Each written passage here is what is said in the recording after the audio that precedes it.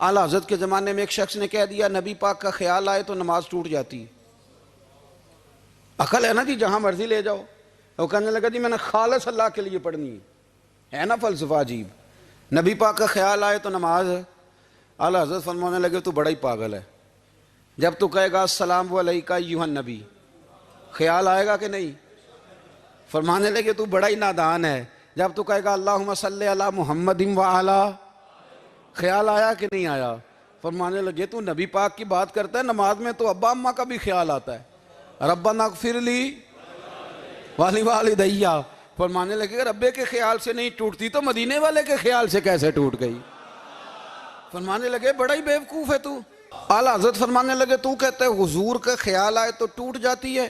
فرمانے لگے جب تک حضور کا خیال آئے نہ نماز ہوتی نہیں، جب تک حضور کا خیال نہ آئے نماز ہوتی ہی نہیں، سوال ہی نہیں پیدا ہوتا۔ لوگوں نے کہا جناب وہ کس طرح؟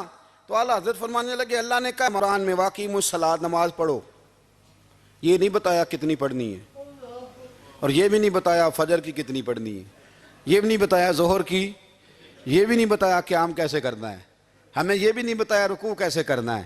ہمیں کیسے پتہ چلا؟ جب صحابہ نے کہا نا رب کہتا ہے نماز پڑھیں تو کیسے پڑھیں، تو حضور فرمانے لگے سلو کما رأیتمونی اصلی، نماز اس طرح پڑھو کرو جس طرح مجھے پڑھتے ہوئے دیکھتے ہو۔ تو کہا یہ تو کیسی عجیب بات کر رہا ہے کہ نبی کریم صلی اللہ علیہ وسلم کا خیال آئے۔ اور پھر بڑی مزیدار بات، جو آدمی جتنا پڑھ جاتا ہے معاذ اللہ وہ ایک نئی بات ہی شروع کر دیتا ہے، اور جو انوکھی بات کرے اس کے پیچھے رش بھی زیادہ ہو جاتا ہے۔ سٹائل ذرا ہٹ کے ہو نا جی تو ذرا ماحول جلدی بن جاتا ہے۔